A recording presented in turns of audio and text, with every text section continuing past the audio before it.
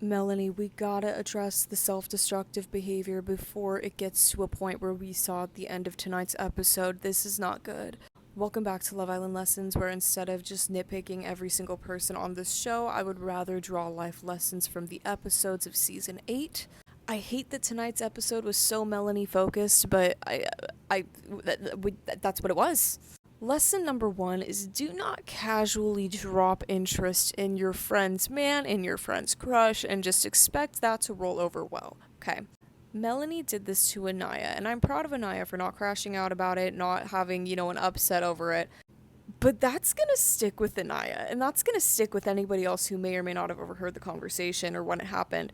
And although Melanie might think that's okay because Anaya didn't react, when we get to a point at the end of the episode when, people are ganging up on you, Anaya doesn't really have a reason to stick up for you anymore, And it's, I don't know. Lesson there is don't feel entitled to a casual overstepping.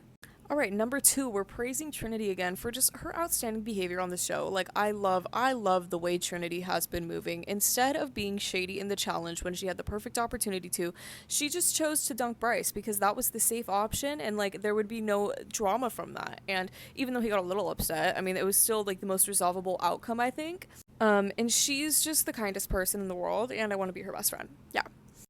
Number 3, communication is key / Kenzie not crazy ? That's the note I had attached to this. So I took Beatrice and Kenzie's conversation as a really good sign for how Kenzie's going to move in this house. I don't think she's going to be as crazy as a lot of people initially thought she was going to be. And you know what? Only time can tell, right? We've seen crazier times.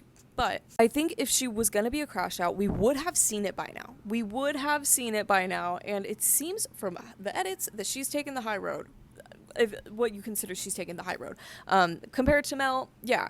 But they just, had such a great conversation. I like how straightforward Beatrice is. Clearly that didn't work out in the end, but that wasn't her fault. Anyways. Going into number 5, which is don't piss off everyone ever. I don't think I need to dissect that. That's just a life lesson we can all take away. Number 6, this is a big one and applicable to everybody. Do not blame your bad behavior on where you came from. If you're acting shitty, you can't blame Philadelphia for that. If you're from LA, if you're from the South, if you're from anywhere, you can't blame your behavior on where you're from. You have to take accountability for how you act. Last one, do not get into an argument and then run off to the next group to tell them about that argument. That's not gonna work out in your favor. And then you'll see an ending like tonight's episode, which obviously, was not good. Anyways, those were tonight's Love Island lessons. I will see y'all back here on Sunday, and I hope you enjoyed.